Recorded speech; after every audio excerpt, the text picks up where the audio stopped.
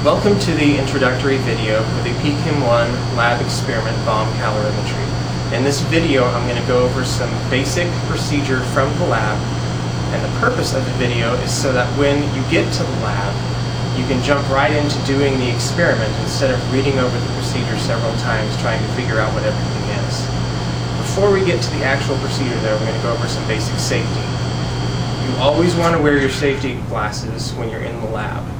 In addition to that, you want to wear the proper clothing, and any special instructions that the lab instructor gives you are going to be very important as well. The first thing you're going to do in this experiment is standardize the calorimeter. The chemical you'll be using to do that is called benzoic acid. It comes in these handy pellets, so you don't actually have to use the pellet press yet. We'll get to that in a minute. You'll also be using this fuse wire. It comes in these reels like this. You'll be cutting off a piece about 10 centimeters in length. You're going to weigh your piece of fuse wire, and separately you're going to weigh your benzoic acid. Fusing the wire and the sample together is a very important and kind of difficult step in this experiment. What you're going to do is, you notice I have the fuse wire clipped to one of these alligator clips on the battery. How it's going to work is you want this wire kind of in a place that it's easy to clip onto with the other alligator clip. When you complete that circuit, current's going to start running through this wire. It's going to make the wire very hot. This part requires two people. You can't do it by yourself. The other person will take your sample, and when the wire gets hot, you're just going to press the sample into the wire. Because the wire is so hot, the sample will actually melt into the wire. After a second or two, the sample should be in the middle of the wire. When that happens, break the circuit, the wire cools down very rapidly, and you actually have your sample kind of spitted on your wire, which is exactly what you want. As you are putting your sample on the wire, you should notice that when the sample touches the wire, because it's so hot, smoke comes off of it. What's happening there is you're actually burning a little bit of your sample. So the sample that you have after you put it on the wire is not the same as you had before. So what you're going to do is weigh both the wire and the sample together on an analytical balance. And the difference between your sample before the wire and the sample and the wire together minus the wire is your sample weight that you're going to use in your calculations. This is called the bomb lid. Once you have the mass of your sample, you're going to take your wire with the sample attached to it and thread the ends of the wires through these little holes on the sides of these posts. Once they're threaded through and you have your sample sitting right above this little cup, you want it to be almost even down in there. You can go ahead and slide these down over the holes. That will make sure that you have good electrical connection with the wire. The next step in the experiment is to charge the bomb with oxygen. We're not going to show you how to do that in this video. Your instructor will show you how to do that when you get in the lab. He will actually do it for you the first time, and then you can do it yourself afterwards. This is probably the most dangerous part of the lab because we're working with pressurized oxygen, so you want to be extra careful during this step. At some point in the experiment, you're going to want to weigh out 2,000 milliliters of distilled water into this container. You don't necessarily have to do it at this point in the procedure. You can actually do it earlier if there are several people in your lab. One of them can be weighing out the sample, the other person can be weighing out the water. It doesn't really matter as long as you get it done. You're going to want to have it fairly close, within about half a mil of 2,000, and yes, you will be weighing out volume. I trust you know the conversion between milliliters and grams of water. You will have to do this several times throughout the lab, because as you pull the bomb in and out of the water, you're going to lose some of your mass. So you'll have to do it a few times, but it's not that hard. When you have your water and your bomb prepared, go ahead and place the water inside the calorimeter, and then place your bomb inside the water. There's a little circle on the bottom of the water container that the bomb fits right on top of snugly. Unfortunately, you will get a little bit of water on your hands. You have to account for that in your error. So, almost forgot. Leads, very important. go ahead and take the 2 leads. There are 2 holes on top of the bomb. The leads just go right into those holes.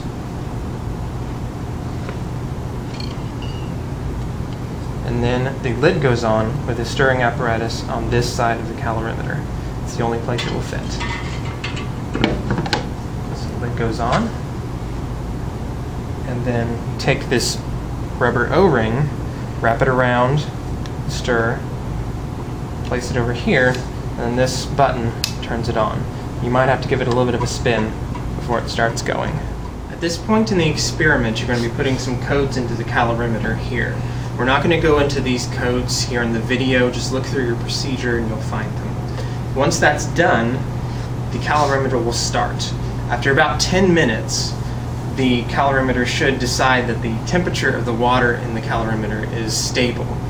At that point, the bomb will beep, indicating that it's about to fire, and then the red button here, or the red light here, will light up for just a second. That indicates that the bomb did fire.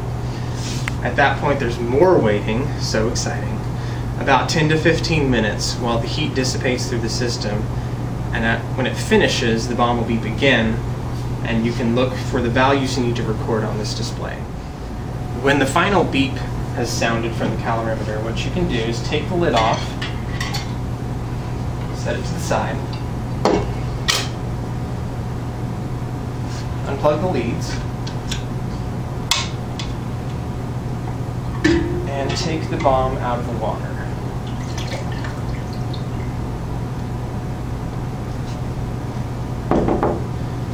Now it's important for you to know that I have not actually run the experiment here. If I had, when I opened this valve here, turning it counterclockwise, there'd be a very loud hissing noise. What we're doing by turning this counterclockwise is releasing the pressure in the bomb.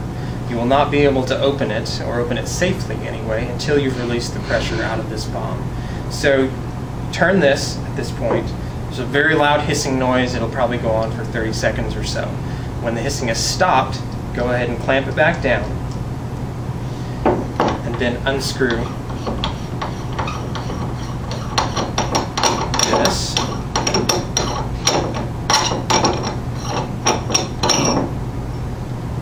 Set it to the side, and then you kind of have to hold on to these things at the top here and pull the top out. Now, if I had actually run the experiment, there wouldn't be any sample there, if it had run properly anyway. What you want to do at this point is make sure that you don't have any sample left. If the bomb had worked properly, almost all of the wire will be gone and all of the sample will be gone. If you have little bits of sample laying down on the bottom, then you're going to have to do the whole thing over again. Sorry. Every single time you use the bomb, the whole sample needs to be gone. After you finish the calibration once, you get to do it 2 more times. Exciting, I know. After you've done the calibration a total of 3 times, you get to do 2 unknown samples, one of which is naphthalene, the other is a food of your choice. Now, when choosing your food, I would suggest finding a gummy bear or a fruit snack of some kind, something of that kind of texture. That way you can just cut a piece off and melt it onto the wire and you're good to go. If you don't have any of those around, you can use other things like chips or something like that. But with those samples, you actually have to use the pellet press. I'm going to go ahead and show you how to use it here in the next section, because you have to use it for naphthalene anyway. Alright, so whether it's food or your naphthalene, what you're going to do is you're going to take this piece, you're going to have it sitting in here, you're going to fill up to about the brim here with your sample. Put it back, and then pull down on this lever here so that your sample is compressed. Now, I've told you to put your sample to about the brim, because normally with most samples, when it's filled to the brim like that, after you compress it, it gives you about the same size pellet as you had with the benzoic acid. Once it's compressed, and you'll want to put a little bit of pressure on there, not just a little bit that I did right there. You're going to flip this other piece over to the opposite side. Put the top piece in the same position that it was before. Go ahead and place it back, line it up, and then do it again, but this time, instead of compressing it, because the shape is different on this side, you're actually going to be pushing your sample just down into that hole there. So that's an easy way to get your sample out of the press. Once you have your unknown samples ready to go, the procedure is exactly the same as for the calibration, with the exception of the codes that you're going to punch into the calorimeter.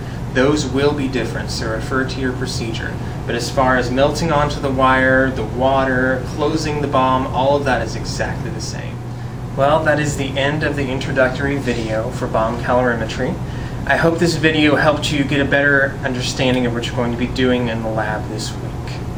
Just remember, always wear the proper safety equipment, and good luck with your lab.